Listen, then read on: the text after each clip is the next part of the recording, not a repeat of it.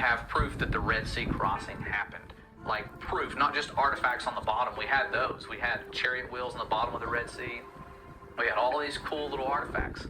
But the coolest thing that I saw is the shoreline. If you've ever watched the Ten Commandments movie, they had that big pillar of fire that came down.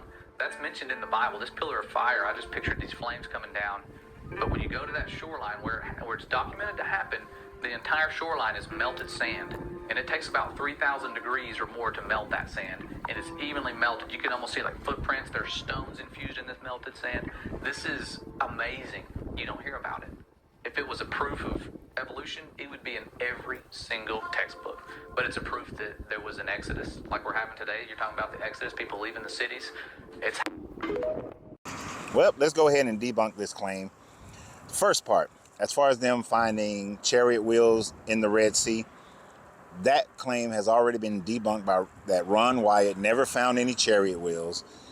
Chariot wheels were never looked at by archaeologists, and if they were, then they would have to match the time frame around 1500 BCE that these chariot wheels would have to existed during that time frame.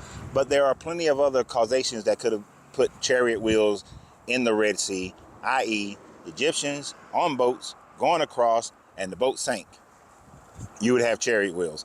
But the pure fact is this: they have never found chariot wheels. This is another one of Ron Wyatt's hopes that many people just accept and believe. We're talking about Ron Wyatt, a guy who had a nursing degree, never had an archaeology degree, never did an official archaeological dig in any country.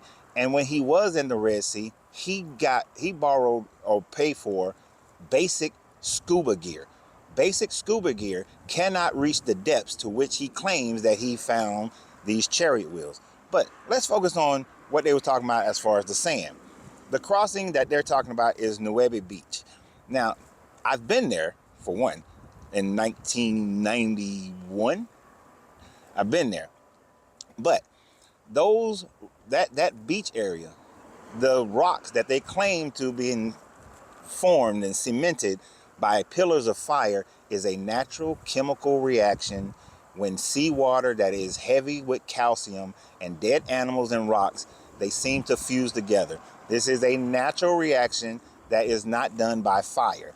And then the footprints that they showed, those are footprints that they found in the Americas at the White Sands National Forest, which demonstrates that humans were in North America over 25,000 years ago. Those are footprints in the Americas, not at Nuevi Beach at the Red Sea. It's a falsified claim. It was one of those things that I wanted to go see when I was trying to prove the Bible was correct, but found it all to be fake and false. Now, let's think about this logically as the story is told. If the Hebrew slaves existed and they were crossing the Red Sea, the pillar of fire was behind them, not in front of them. So they would not have crossed this melted sand, according to this claim. They would have already been ahead of it. Now, the ones who would have crossed it, the melted sand or the hot sand, would have been the Egyptians. The Egyptian military wore sandals, so you wouldn't have footprints. The Egyptian military also had chariots. There are no chariot wheels tracks on this beach. And there's none where there will be footprints because it's in America. It's in White Sands National Park in America. So even the logic of this story, if it was true, it still wouldn't fit, which just shows that Christians will go to any length to try to prove their story through science.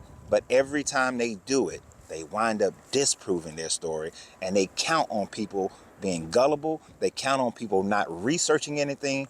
They count on people just accepting it because they want confirmation bias so badly.